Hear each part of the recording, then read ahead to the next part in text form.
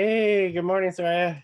Hi, how are you? Happy New Year. Happy New Year. Merry Christmas. It's been a month since we've got together in front of a camera. A month? Hasn't it? I Wow. I think so. I think it was like towards the middle or end of December, but Well, holidays came and went. We're in a yep. new year. You've Hey, I had got I got you've some had some cool time things. off. Yep. Oh yeah, that was nice. That was Yeah. I speaking of Christmas, I got some Paisley Underground related Christmas gifts. Okay. Most of them I got myself. Those are the best gifts. Yeah. So I got these two. Rain Parade Japanese pressings. So Whoa. yeah, they've this is Beautiful. yeah, this one when I was able to find it before was like 200-300 bucks. But I was able to find a cheaper copy that did not have the OBI strip or the OB strip. So it was $30. But yeah, it doesn't have that strip. And then this one I found for emergency third rail power trip has the strip, but it doesn't have the insert inside. So I bought budget versions, which was pretty cool. Beautiful though. They Yeah. look to be in really good condition too. And my daughter-in-law got me this, which is the Dream Syndicate EP as a 7-inch, a double 7-inch. Oh yeah. Yeah, so pretty cool. So I'm really stoked about that. So thank you, Lex. So she got me that. And one more thing, Dream Syndicate related that you and I Both have. yes. So Yeah, I'm hold on. Now I'm gonna grab mine. so for our listeners, this is the new release, reissue release, yay, of the Dream Syndicates. And they're calling it What Can I Say No Regrets, but it's actually the Out of Gray album in a booklet format, which we will hopefully be discussing soon. Yeah. In further detail. It comes with 3 CDs, an amazing remastered version of Out of the Gray from Jim Hill, the Rain Parade producer, and then a bunch of extra bonus tracks. And it comes with a little booklet that has pictures and put together by our friend Pat Thomas and released by Fire Records. Fire Records. Yeah. And there's more to come, but little booklet format that, yeah, we'll talk more about, but man. But this is I just got mine literally the other day. Yeah. So I'm working my way through it, and Yeah. it's a great acquisition for anyone's collection. Agreed. Yeah. Lord knows we are at least, I mean, Jeff, you're way ahead of me. I'm still I'm still baby steps, but it's trying to reclaim my collection. But it's a great collection. So yeah, and we've reached out to some people that participated in this, and we got some plans, not only for that show, but for some other shows coming up. And, Steve Wynn is getting ready to go on tour. Yes, he's getting ready to go back to Europe. These are the things that make me hopeful with everything that's happening, global health wise. Still great to see bands getting out there, and we hear of more dates that are coming.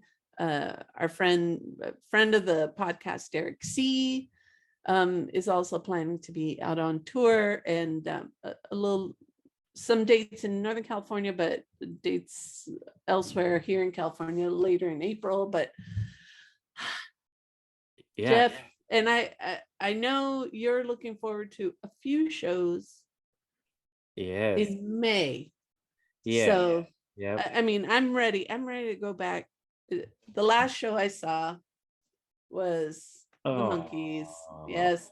And Michael, late great Mike Nesmith has left this earthly bond, but I'm sure thankfully we have his music to keep us happy. But that was the last show I went to, and it was the first one in 2 years. I'm ready to go back. So, and I think everyone else is, and with new releases, and I think also Dream Syndicate's working on new music that is Steve's posted on his social media pages. Rain Parade has also said they're working on new music.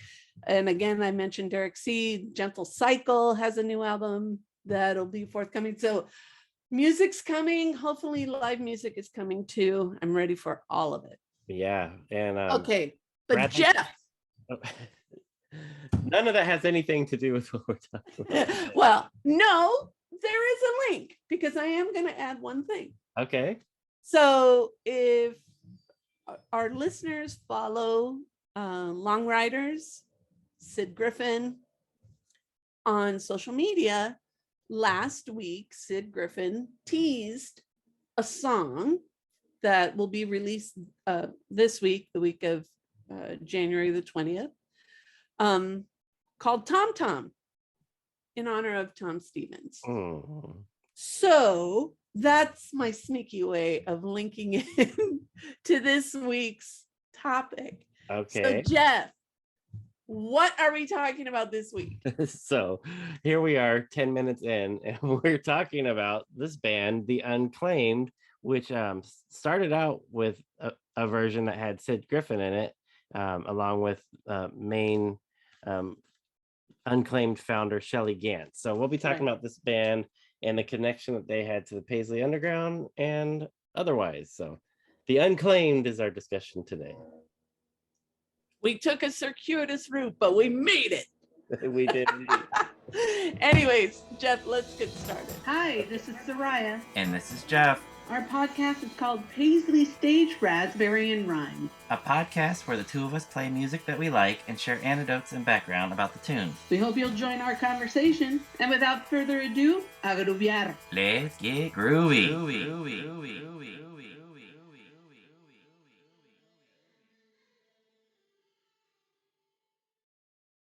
So sorry, I think I cut you off there. So why talk about The Unclaimed on a Paisley Underground podcast?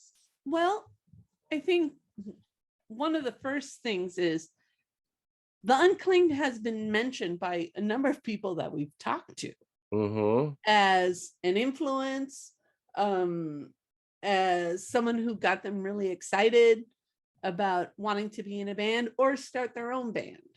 Okay, Steve said, wanting to be in The Unclaimed, and then that kind of inspired him Dream Syndicate, and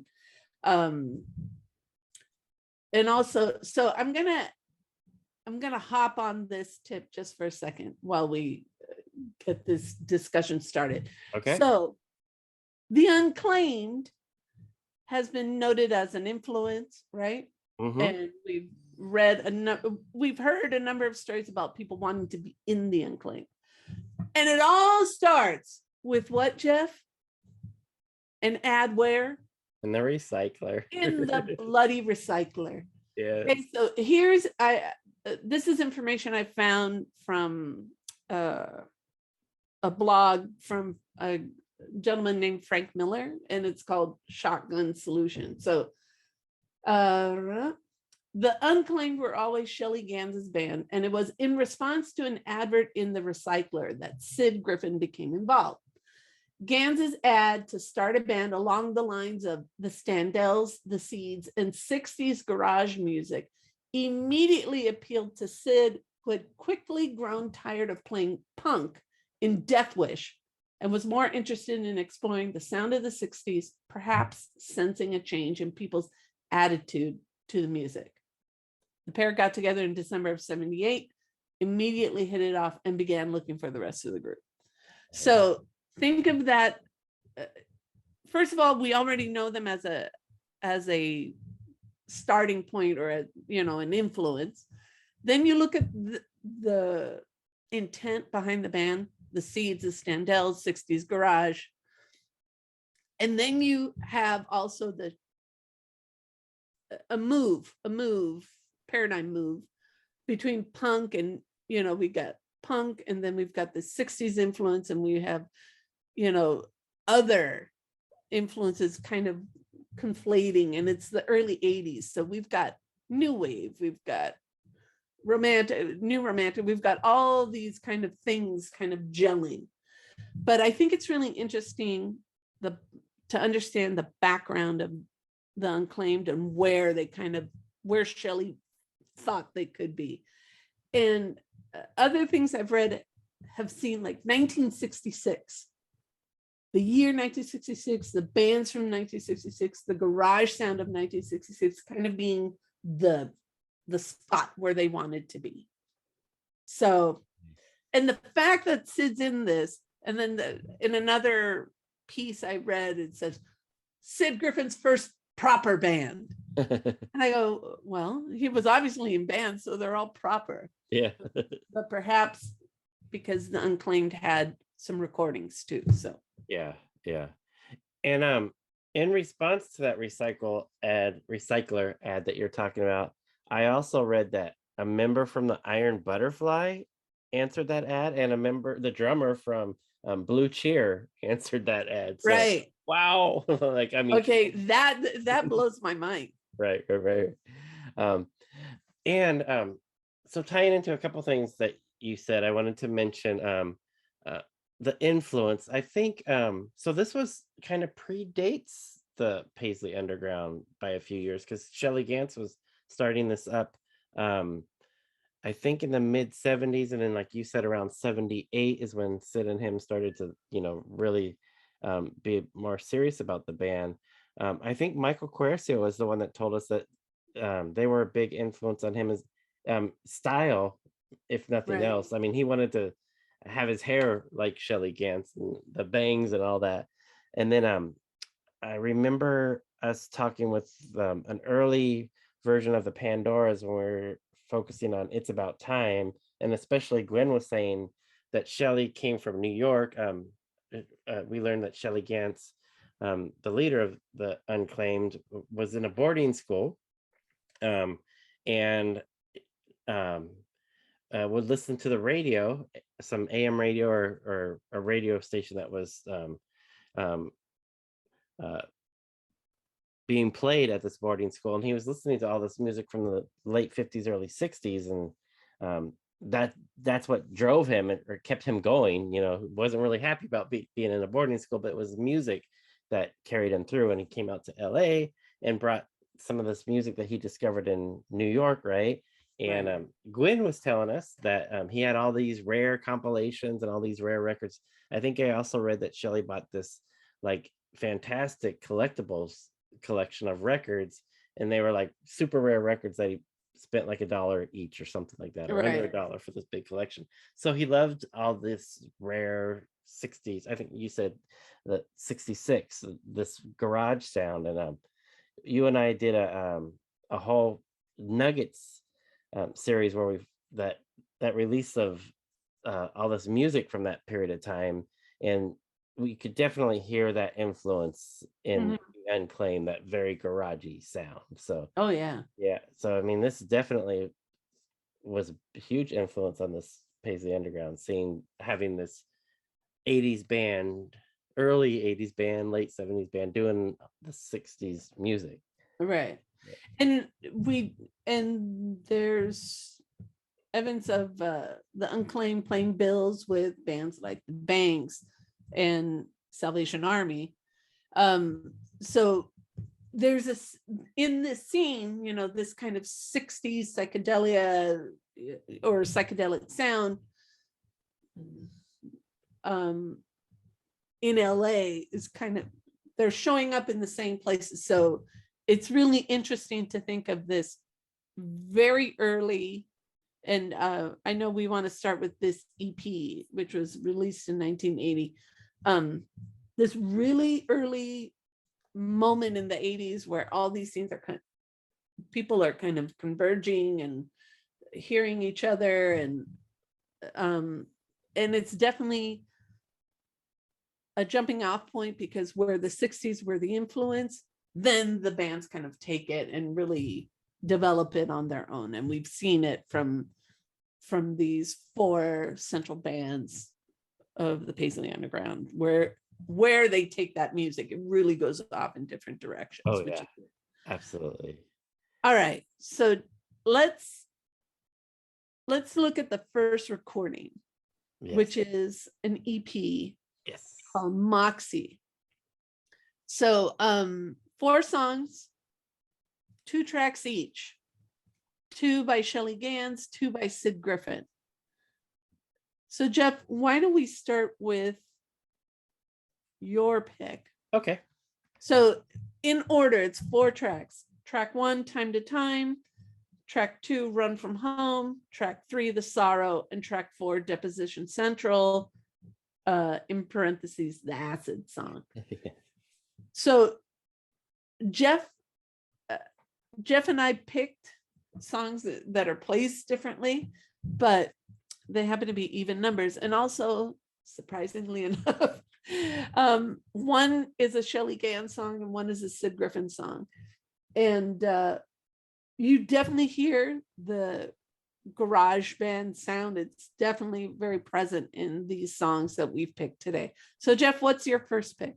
So I went ahead and I picked a song from the first side, and it's Run From Home, written by Shelley Gans.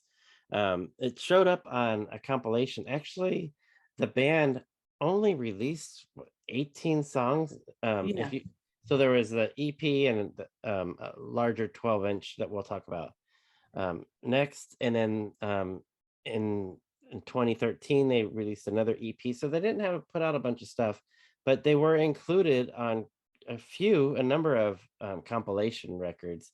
And I think you and I were talking about beforehand that Run From Home, the song that I'm going to play, was included on the Vox label's Battle of the Garage records. But they were also on the Children of Nuggets Rhino box set. I point behind me because I have that box set sitting back there for us to possibly discuss later. But they were also on Battle of the Garages Part 1, the Best of Electric Records compilation, the Best of the Garage Revival. So they've been put on a few different garage compilations. But Run From Home comes from Battle of the Garages, the Vox record, and also it's the second song on here. I picked it because the 12-string guitar, which you can hear prominently right off the bat, and it, even though it has this 12-string guitar, it still has that garagey feel to it. And I just love the chiminess of it. And I don't think you can go wrong picking any Unclaimed songs. When I was trying to pick them, I was thinking any of these songs are worthy of being played. So let's go ahead and get started. This is Run From Home from side A of the self-titled, or otherwise known as the Moxie EP, since Moxie was the label that put it out. Here it is, Run From Home.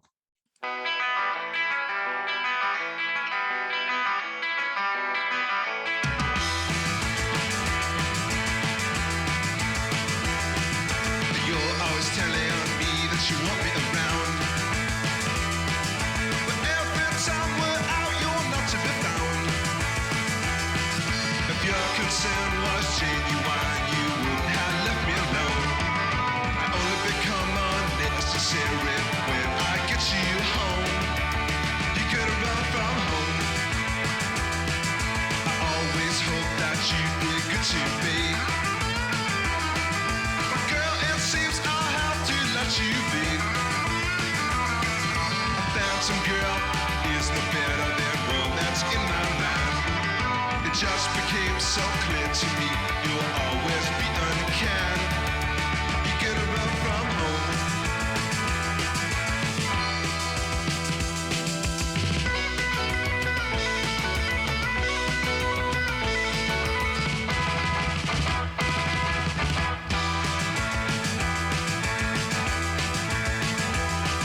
Your casual ways have taught me hurt and pain. My tears did fall as in a winter's rain. The longer I'm bound to you, and the lower that was your eyes. See you deceptive veil, oh yeah, and your heart was full of lies, and your heart was full of lies. You could have run from home. You could have run from home. You could have run from home. You could have run from home. You could have run from home.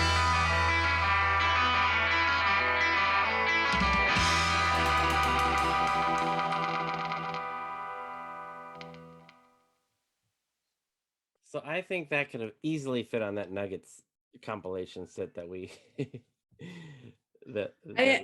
First of all, want to apologize. My cat is so loud right now. You are not a part of this band. Sorry.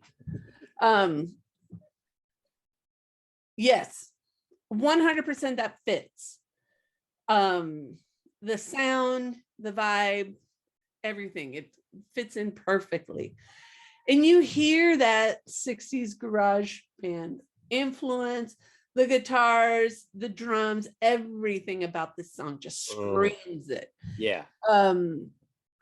And it's interesting because Jeff and I we're really fortunate to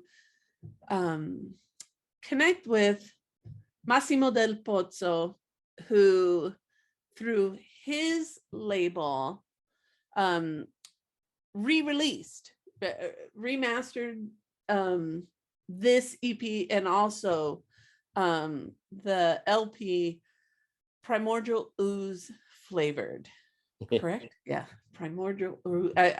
I always mix the order, but anyways, and so the tracks are really vibrant because one of as we were researching this episode, one of the things I've read about is that initially when the Moxie EP was recorded, some of the band members just weren't happy with the recording.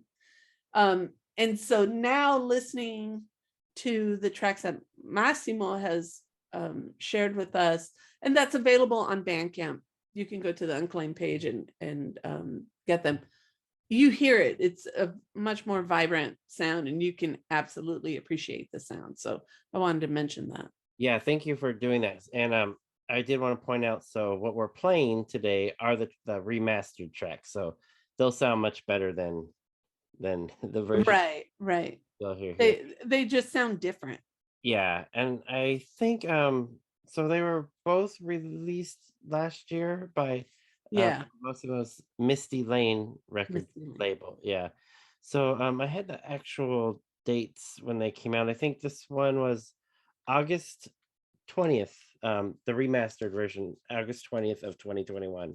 Right. October for the 12-inch. So. Right. All right. So what did you pick from the? So I picked the last track, which happens to be a Sid Griffin track, which is called Deposition Central, the acid song. And there's a lot that I love about this track musically. So let's listen to it and we'll talk about it after.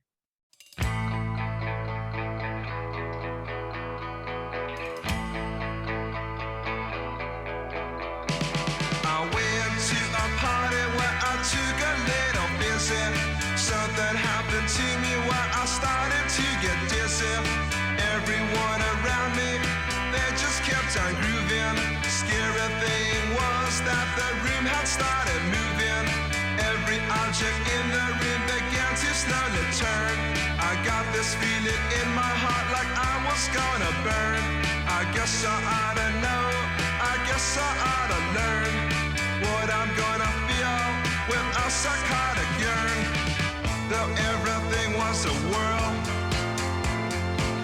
thought I could see my girl. When I look in her eyes, there's that thing I despise. There's that thing I despise. There's that thing I despise. Everyone around me probably figured that I'd flip. I'd have felt right at home if I was stumbling down the strip. My soul began to feel like it was gonna rip. One of those awful awkward times on a psychotic trip. My girls all around me, their friends are all scowling. Suddenly I heard policemen sirens howling. I tripped to my knees, running out the door, wondering why I did this so far. Though everything's all a whir, though everything's just a blur. Can't you leave me alone? Can't you just take me home? Can't you just take me home? Can't you just take me home?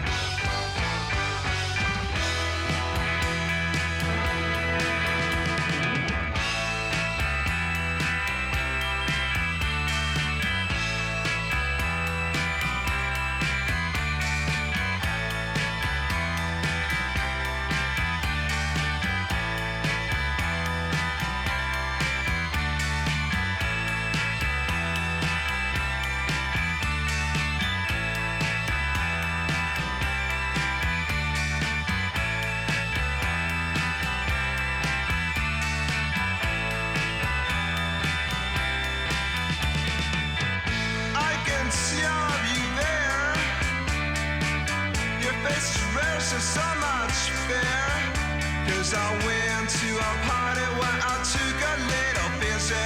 Something happened to me where I started to get dizzy. I went to a party where I took a little busy.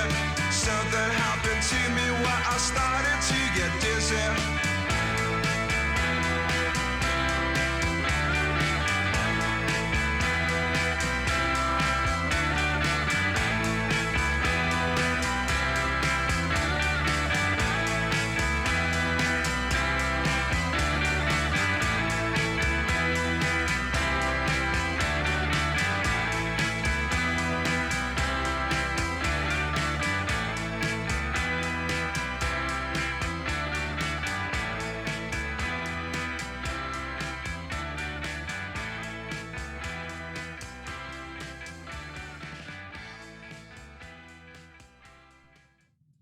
How about that organ?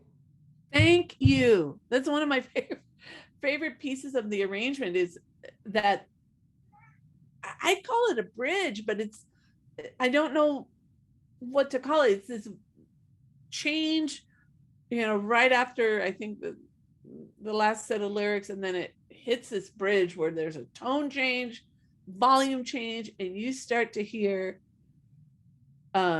this beautiful organ, and you're like, okay, I'm way back in the 60s. But what I liked about this song too is it's a different vibe than Run From Home. So it's not as bah, bah, bah, bah, bah. It's a little vibier, it's a little slower and longer. It feels longer. Oh yeah. So, and then we take this acid trip, take this, I started to get dizzy. But I liked a lot of the vibe of this song. And then when I found out it was a Sid song, I said, oh, that's interesting. Because I only hear him as a guitar player in my head, but I can already imagine him kind of placing the arrangement. So it was just one of those things. And I just like it. I like the song. It's a cool song. Yeah. Oh, Kitty's in the background. Kitty is definitely wanting to take over the show. All right. So 1983, the band releases their 12-inch. Oh, wait. Okay.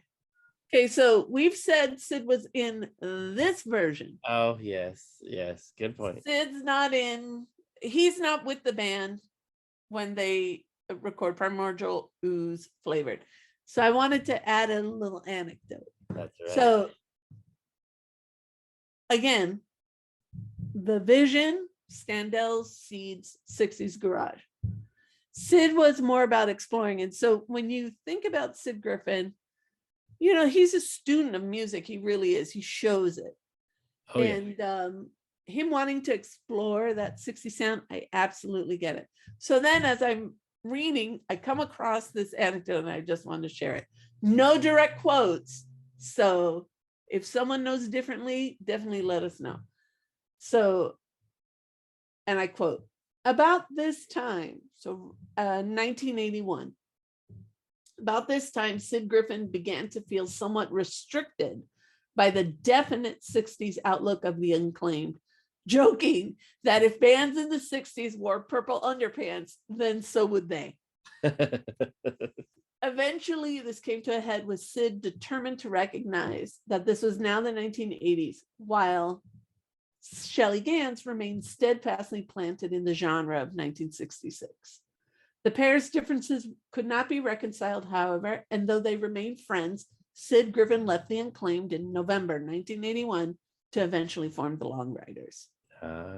So I liked this anecdote, kind of gave me the transition, but I can absolutely see where Sid was kind of pushing the genre or pushing the influence and saying, let's take it a little further. And then when you think about these early Long Rider recordings, they were really, they were reflecting the Byrds. So they were showing a very different time, a lot of different musicality too.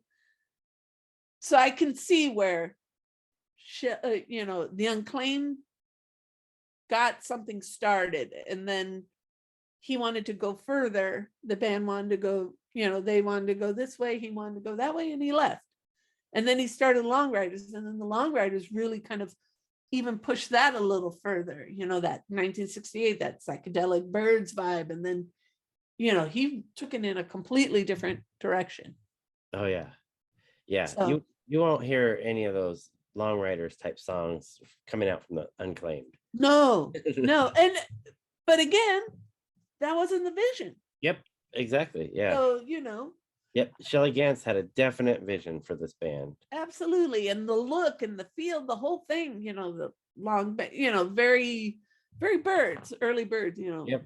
the long bangs and bowl cut, the whole thing. Yep, absolutely. All right. I love Now, that. 1983. 1983, Hysteria Records, and they do release the 12-inch, which only comes out with 6 songs on the original release. So Yes. they call it an LP. I would call it a mini LP. So I picked the last song on side A, so which is Walk on the Water. I couldn't find that it was on any compilation, but it was definitely a song that I was very familiar with even before the first time that I heard the album in full. So I don't know if it was played on Rodney on the Rock or something, but so it definitely was something that I was familiar with prior. And I read a quote from Shelley in a 2013 interview, and he was, prior to this question, he was talking about his interest in philosophy. And so that led to the question from the interviewer if his love for philosophy had an influence on his love for rock music and for his songwriting. And Shelley went on to say, he said, no, I think they're separate, but it did permeate in certain areas because I also wrote Walk on the Water. And the song is pure skepticism, he says. So he goes, I don't know if you're familiar with the song, but it's total irreverence. He said he wrote it a long time ago. I wouldn't write it now. I mean, I think that way now, but I wouldn't write it. So when you listen to the song, he's almost got like a God complex. He says, walk on the water with me. So he goes, I don't know about all that other junk in history, but walk on the water with me. So anyways, I just think it's a great song. Definitely has a good, that garage feel to it. And I thought it would be fun to share it on the episode. So Walk on the Water, last song on Primordial Ooze Flavored.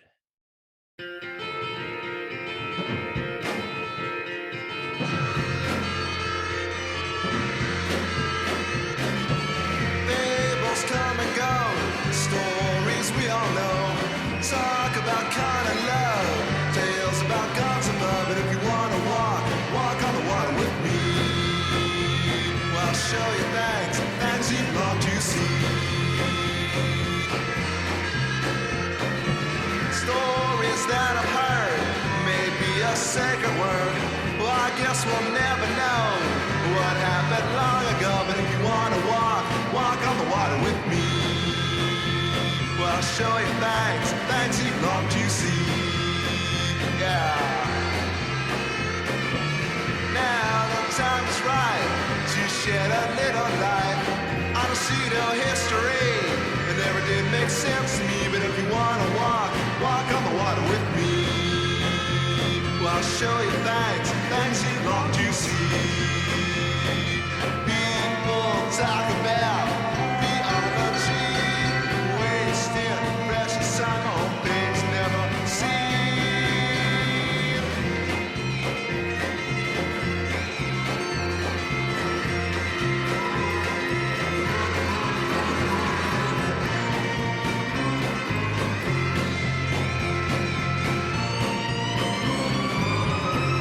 Last verse. You have faith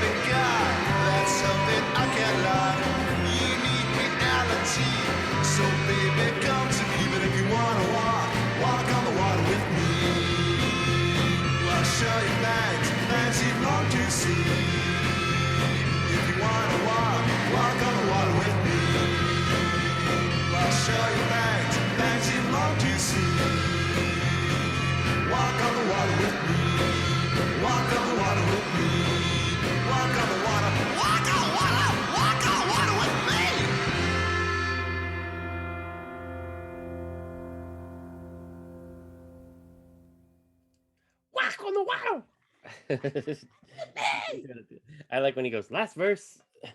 Uh, anyways, that's a fun song. Definitely could have fit on the Nuggets. Yep. Again, so they did a great job of fulfilling what Shelly Gantz's vision is for the band, and as we mentioned earlier, even with this record, definitely locked into that sound from '66 and delivered it perfectly. So Very, very much so. All right. So mine, we're kind of working back. So the 6 tracks, they go track 1, Lost Trails, 2, No Apology, 3, Walk on the Water, then track 4, Things in the Past, Yeah, oh yeah, 5, and 6, Funk Walk. So I picked track 2 called No Apology.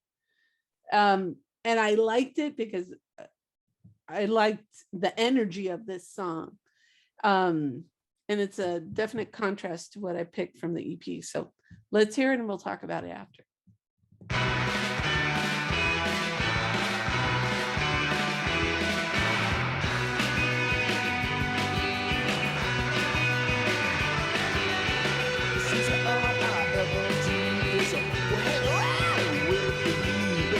Tell me it's alright and stay out till midnight. So girl, I've been out to sea, but you won't see me. But there'll be no apology. Hey!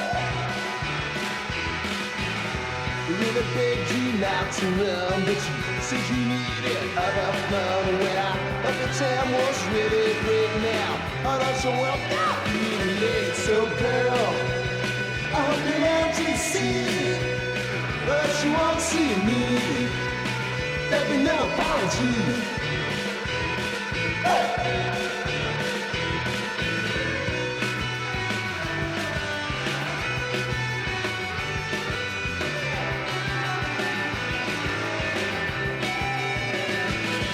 So girl, I hope you learn to see, but you won't see me. There'll be no apology. Hey! You thought my love was here to stay, so you never thought twice. But you're out everywhere. It's not to put my price. But I was always so good to you. There's nothing that I wouldn't do, but you cried, I made you joke, so I guess you and your another joke. So girl, I hope you learn to see, but you won't see me. There'll be no apology. Hey!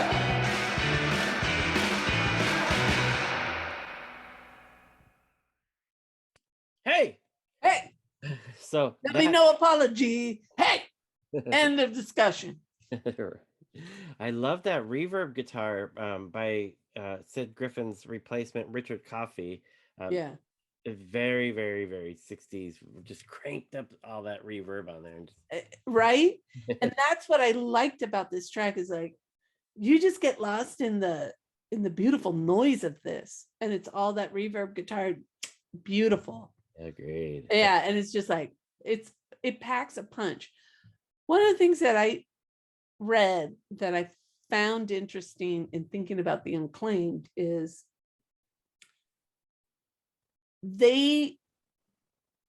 so they were in this moment of 60s music, right? That was the vision.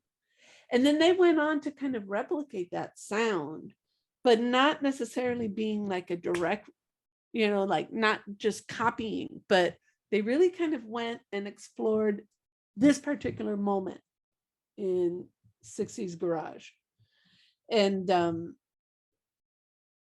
the look and the sound of the Unclaimed is something that's really, it's very noticeable. The Unclaimed is still playing. And I came across this quote I wanted to share. This is a quote from Vicki Peterson from the Bangles. That it was a quote from Cream magazine from March of 1986. Quote, "We were on the same bill with this band called the Unclaimed at some dive in Santa Monica. We didn't know what to expect when they came on stage with their black turtlenecks and started doing Little Girl. We just melted. Ah, So it was sound, look, and feel of the 60s, of 60s garage. And it's appreciated by a lot.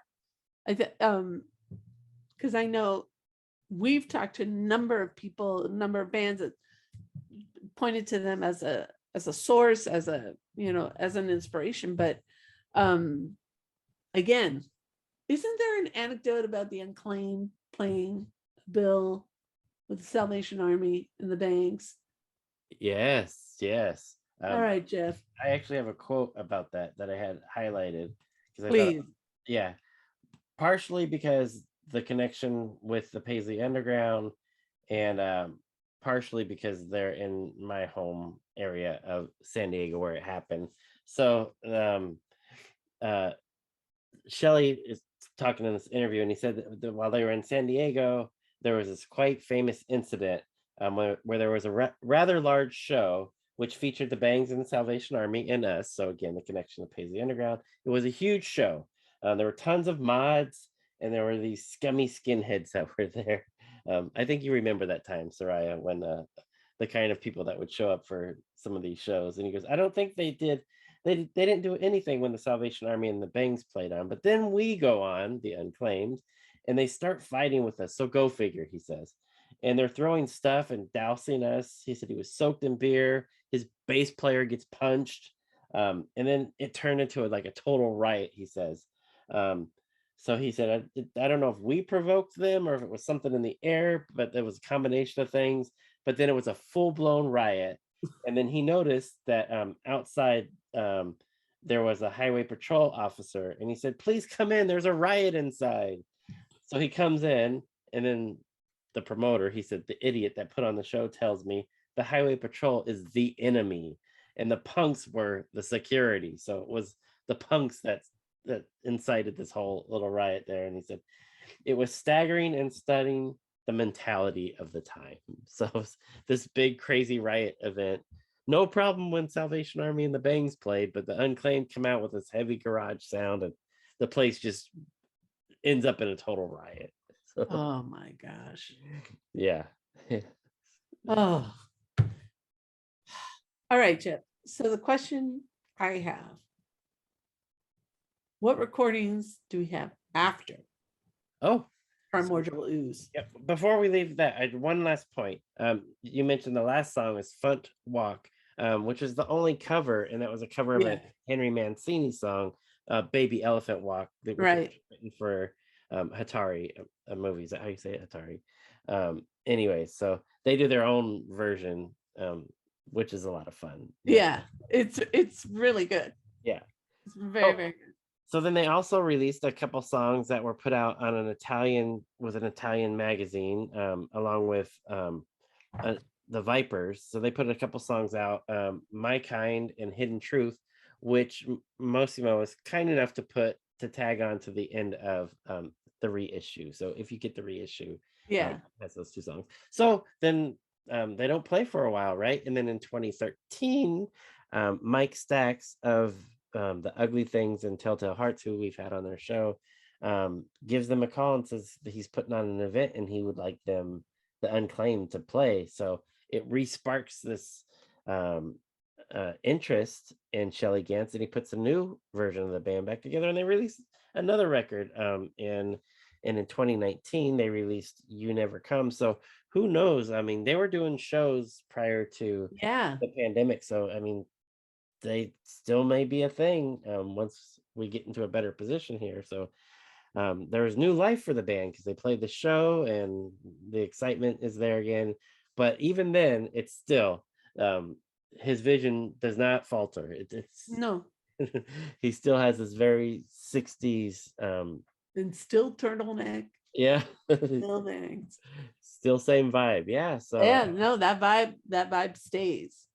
Absolutely. So the band, I mean, with as big an impact as they had, I think there's only about 16 to 18 songs that they've released. The EP, the 12-inch, 6-song 12-inch, this the songs that were included on compilations, and then you have this 2019 EP that comes out. Big influence, not a big catalog. So Right. but we definitely recommend that you check out the reissues for sure. So again, the Moxie EP, or the self-titled EP, was released in August 20th, 2021. And you can find that on the Bandcamp page for the Unclaimed or Teen Sounds Record. So if you go to teensoundsrecord.bandcamp.com, you'll be able to find it. And then the 12-inch EP, the Primordial Ooze Flavored, released on October 6th, 2021, for the remastered versions. Both sound fantastic. Again, if you go to teensoundsrecords.bandcamp.com, you can find those. So we wanted to definitely thank Mosimo for providing these tracks and some information about the band. Definitely glad that this band is that got to see this little reissue campaign. So Yeah. those are still available, so you can get those digitally or physical copies. So by all means, go check them out. Absolutely. Jeff, it's like I don't want to stop. But my big boss says it's over. So all right. Well, you got to listen to the big boss. You have to listen to the big I apologize to everyone for my absolutely obnoxious cat. I can't figure out what his problem is. I don't know. He He's had awesome. opinions about the Unclaimed, I guess. Absolutely. Mi gente, hallelujah. Groove on, Paisley people. Meow. Hey.